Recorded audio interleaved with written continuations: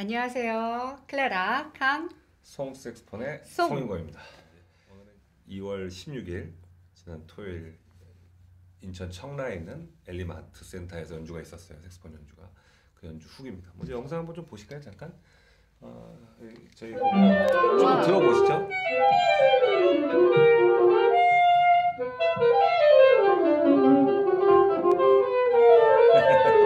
옌시장 선생이에요. 사람 좋죠. 모건대학교 이영진 선생이고요. 자기들 인사도 한번 해요. 이제 보면 하나 선생님도 보이고. 연주 대기실 풍경입니다. 연주 대기실. 추웠어요. 그렇죠. 옌시장 선생입니다. 이영진 선생님입니다. 하나 선생님입니다. 아라 선생님. 양천하다. 굉장히 싫어하는데 너무하셨어요. 아, 이런 거 찍으시면 안 되죠. 서울대학교 쪽에 네. 양태영 선생이고 이렇게 말씀드린 이 연주예요. 뭐 잠깐의 무대 뒤에 모습을 잠깐 찍어봤어요. 연주자들 이제 대기하면서 연습하기도 하고 휴식하기도 하는 공간에서의 이야기였습니다. 어떠셨어요? 연주 이번에 청라 그 엘리마토를 다녀오신 건? 오래간만에 이제 또 각지에서 다 왔기 때문에 프랑스에서도 오고 일본에서도 오고 대만에서도 오고 정말 내노라는 그런 색소니스트의 클래식 그렇죠. 연주를 보게 돼서 너무 좋았습니다. 맞습니다. 저는. 저도 괜찮았던 것 같은데 네. 저하고 이제 친분이 다 있어요. 여기 이제 네. 왼쪽부터 보시면 한국을 이제 대표하는 이제 정말 열심히 활동하고 있는 노바 색스폰 또 앙상블팀의 이승동 씨. 그다음 오른쪽에 제롬 나랑 지금 프랑스 연주자 중에 젊어요 사실은. 근데 이제 왕성 활동을 하고 있고요. 다 셀마 아티스트들이고 그다음에 일본의 히로시하라. 굉장히 뭐랄까 음악 세계가 분명히 독특하게 있는 사람. 사람이 인성 좋고 그다음에 또 색소폰 발전 대만 발전에 아마 가장 큰 기여를 한 대부죠. 대부라고 네. 봐도 될 네. 정도예요. 저하고 이제 친구고 네.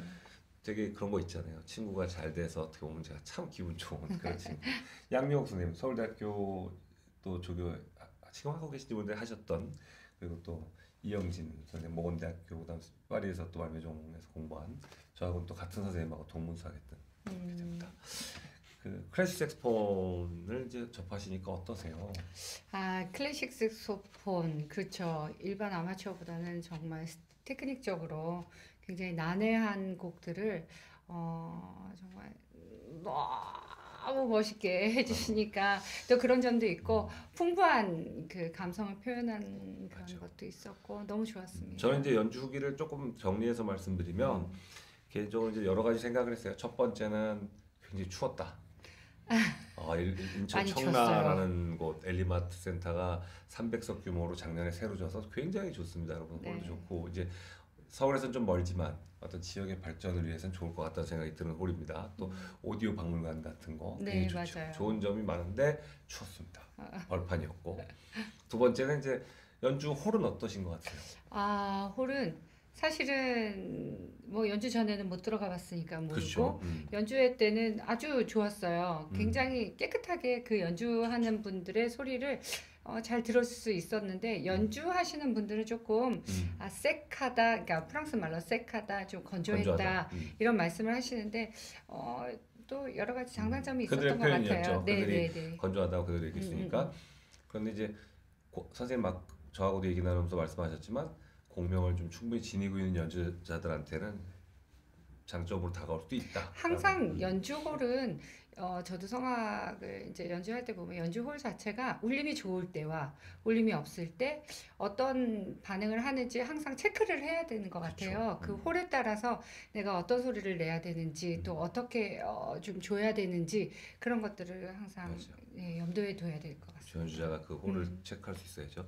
사실 저는 이제 색소폰을 하면서 전문 연주홀이 아닌 곳에서 연주를 많이 했죠. 그런데 상당히 힘듭니다. 누가 또 알아주지도 않아요. 가장 힘든 부분이라고 생각해요. 그러니까 한 가지는 이제 일반 음악, 대중음악과 다른 점은 이제 마이크를 쓰느냐 안 쓰느냐. 그렇죠. 그 차이가 있어요. 예, 대중음악 같은 차이가 경우는 있죠. 실용음악이라고 하는 음악들은 마이크라든지 MR의 사용을 통해서 장소의 구애를 좀 덜 받죠. 덜 받죠. 클래식은 정말 그야말로 그 자체 일반적인 사운드를 그대로 들려드리다 보니까 장소가 끼치는 영향이 큽니다. 네. 그런 부분이 있었어요. 그리고 그 다음에 느낀 건 뭐였냐면 이제 좀 바뀌어야 될 부분, 공연 문화에서 바뀌어야 될 부분을 또 한번 생각한 게 저부터도 사실은 누군가 티켓을 구해주겠지라는 생각을 하고 가요. 그냥 선생님 정도 되면 일반적으로는 그렇죠. 우리 정도 티켓 네. 준비해주지 않나 이렇게 물어보긴 네. 했어요. 이승동 선생한테 제가 찾아가서 티켓 있냐 이렇게 물어봤어요. 일반적인 것 같아요. 그랬는데 이 모든 연주는 이제 비용을 개인이 삽니다. 그래서 했더니 연치장 선생님도 조금 당했어요. 대만도 사실 사주는 문화다 보니까 연치장 선생님이 저한테 한국 돈을 막 꺼내는 거예요. 그래서 제가 됐다 그랬고 저희가 비용을 저희가 각자 사서 봤습니다.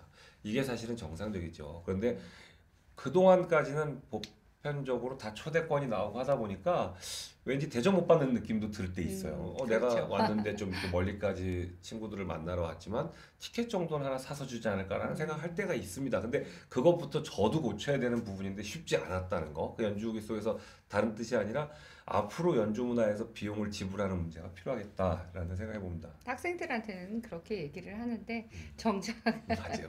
정작 사실은 선생님들부터가 티켓 안 드리면 섭섭. 전 많이 사요. 사실 그래서 전 연주 때마다 되게 힘들었던 게 제가 티켓을 삽니다. 그래서 그걸 제가 나눠드렸어요. 봤던 모습은 항상 그게 그러셨어요. 힘들었죠. 근데 이제 그러다 보니까 여기서도 연주하면서 이번에 많은 분들을 세종시서부터 이렇게 오시게도 하고 싶었어요. 아마 저들이 보면 좋은 연주잖아요. 네.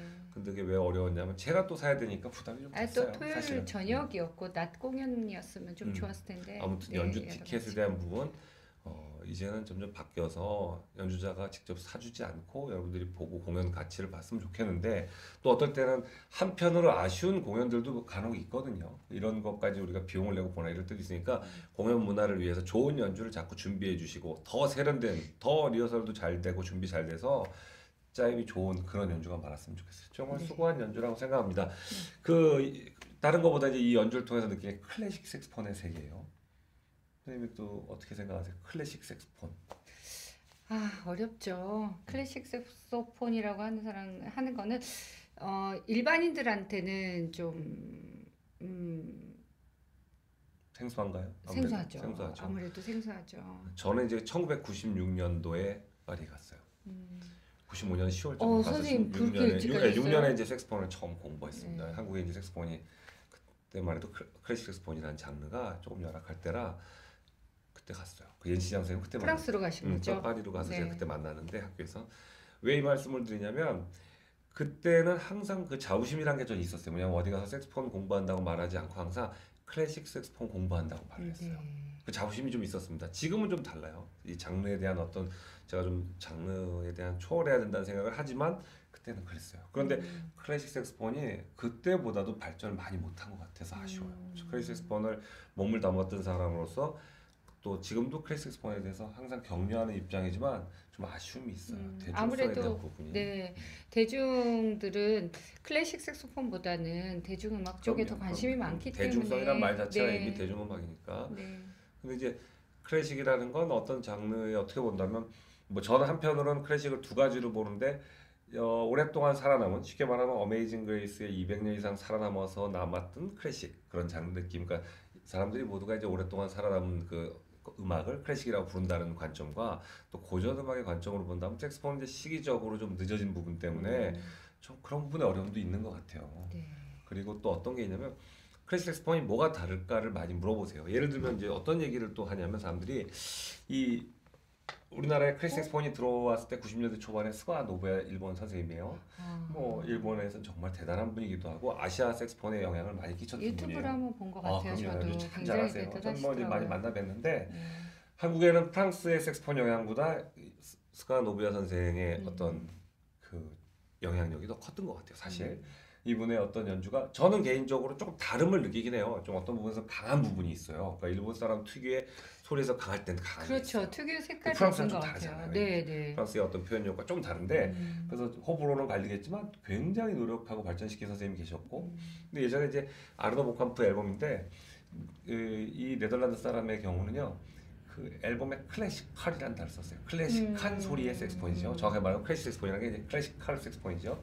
그리고 이제 이렇게 멋지게 또 서서 연주하는 장면이 있다면 이제 비교를 해서 말씀드린다면 클래식 색스폰이라는 장르가 대중화될 수는 없지만 색스폰에 좋은 영향을 좀 끼치고 있는 건 사실이었는데 우리나라에서의 클래식 색스폰의 영향이 아쉬운 부분이 좀 있어요. 발전을 좀 더디다는 거고 연주도 많지 않아요. 연주 많이 못 보셨을걸요, 3년 그렇죠. 동안에. 많지 않습니다. 그렇죠. 대만의 연주 얼마나 많아요. 정말 클래식 색스폰은 대만이 지금 발전 많이 합니다. 관객들도 굉장히 관심을 가지시고 그러니까 지켜보 그 음악을 듣는 태도 자체가 진지하고 좋죠. 관객 태도는 네. 대만 뭐 따라갈 수 없죠. 네, 좋죠. 좋았습니다. 우리나라는 아직 이제 실용음악 쪽이 더 강세인 건 맞아요. 네. 근데 앞으로도 전망이 그렇게 전 또 밝지 않다고 보는 이유가 있어요. 그래서 지금 준비하고 열심히 공부하는 학생들이 들을 땐 참 안타깝지만 어떤 게 있냐면 정말 클래식 색스폰이 어떤 것을 공부해서 어떻게 가야 된다는 자기가 분명히 확고한 자기 철학이 있어야 된다고 봐요.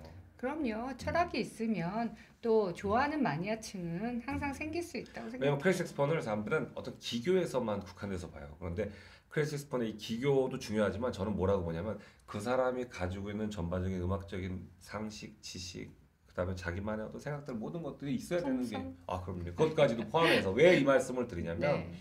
색스폰을 하는 사람들이 기능인으로만 남는다는 얘기를 가끔 제가 드려요. 음. 기교는 좋아요. 대부분이 기교로 승부 걸려고 해요.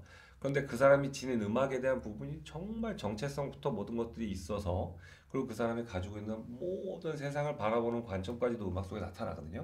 네. 그런데 클래식하는 학생들에게 제가 좀 당부를 드리고 싶다면 그런 부분을 많이 못 키우다 보니까 그냥 나는 클래식하는 선생님이라는 어떤 어깨에 힘들어감이 좀 있어요. 근데 연주에서 나타나는 건 그렇지 못한 경우가 많다는 거죠. 대중들은 압니다. 그래서 대중들은 차라리 그럴 바엔 어쩌면 실용음악한 연주자들의 연주를 더 선호할지도 모른다는 생각을 했어요. 클래식 스폰도 중요한 장르고 앞으로 잘 갈 수 있습니다. 일반인에 끼치는 영향이 어떤 게 있다고 보세요, 선생님 볼 때는? 클래식 스폰이라는 장르가 이번에 연주를 보시면서 일반인들한테 이게 어떻게 영향을 좀 끼칠 수 있다고 보시는 부분이 있으세요? 클래식 음악 자체가 좀 풍성해지는 느낌을 주잖아요. 그러니까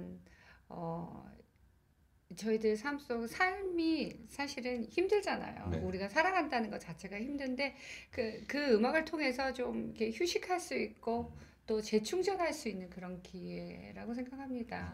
그런데 저로서 이제 이번에 느낀 거 일반인들한테 어떤 영향을 끼쳤으면 좋겠냐면 클래식이라는 장르의 어떤 우월성 이런 것도 아니고요. 장르의 다름은 있지만 이 클래식 색스폰이 가진 장점이 한 가지가 있어요. 굉장히 정확한 것들을 가지고 있는 게 있어요. 음악의 아주 중요한 요소들을. 그런 것들이 일반 연주하시는 동호인들한테 좋은 교육으로 좀 자리했으면 좋겠어요.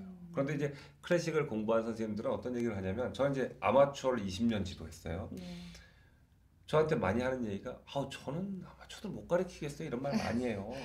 근데 저는 가끔 가다 속으로 배부른 소리다 이게 아니라 이런 생각을 해요. 어려워요. 아마추어 분들 지도한다는 게 쉽지 않습니다. 결코 쉽지 않습니다. 그런데 그분들에게 내가 클래식에서 받았던 좋은 영향을 어떻게 전수할까에 대한 연구가 자꾸 나와야 팬이 생기는 겁니다. 그렇죠. 제가 연주 활동을 많이 못하고 살았어요. 왜 그랬냐면 저는 제 삶 속에서 음악이라는 게 더 준비돼야 되는 걸로 알았어요. 근데 그것도 아니고 자꾸 보여주는 과정 속에서 성장한다는 걸 좀 간과했어요. 저는. 사실은 아쉬운 무대가 부분이에요. 선생님이거든요. 결국 무대를 통해서 성장하는 겁니다. 네. 그래서 이제 점점 좋은 무대, 청라 이쪽 지역에 엘리마트 센터라든지 다양한 색스폰을 할 수 있는 공간들을 통해서 학생들이 연주할 공간이 많고 일반인들이 보고 같이 참여할 수 있는 공간이 많아진다면 클래식 색스폰이 해야 될 어떤 중요한 임무를 하는 것이 아닐까 생각해 봅니다. 우리나라 사람이 가지고 있는 그 색소폰에 대한 이미지 그거를 바꿀 수 있는 계기가 되지 않을까 생각합니다. 네. 그래서 이제 오늘 첫 시간에는 어떤 거를 제가 얘기를 나누고 싶었냐면 이렇게 좋은 연주가 있을 때 많은 분들이 좀 가셨으면 했는데 사실은 티켓에 대한 부분들 쉽지 않은 부분이에요. 그런 가치가 있는 연주였어요. 그런데 그럼요. 충분한 가치가 있었죠. 그래서 그런 연주들이 더 홍보되고 제가 좀 죄송스럽게 생각하는 건 유튜브 조금 더 빨리 제가 시작했더라면 이런 연주를 더 많이 홍보해 줬을 텐데 앞으로 홍보 많이 하려고 합니다. 어떤 분들은 선생님 긴 얘기 다 필요 없고 편집해서 많이 자르시고 짧게 해주시고 그 다음에 색스폰에 관한 공부만 얘기해 주십시오. 아닙니다. 저는 색스폰의 전문적인 방송이라는 게 뭐냐면 제가 색스폰에 관한 모든 이야기들 할 수 있고 길면 여러분들이 건너뛰어서 보시면 되고 그렇지만 제가 이제 성의 있게 편집해 드릴 거예요. 왜 이 말씀을 드리냐면 많은 분들이 저한테 항상 많이 하시는 말씀이 말 깁니다인데 잘 또 관찰해 놓고 보면 그 속에서 여러분한테 드리고 싶은 말 공감할 수 있는 얘기들을 맞습니다. 나누고 있습니다. 오늘 이제 1부를 이렇게 연주 후기로 다뤄봤어요. 네. 그 다음 이야기 2부 순서에서 다루도록 하겠습니다. 지금까지 클라라 강 송 색스폰의 송. 송은권이었습니다. 감사합니다. 감사합니다.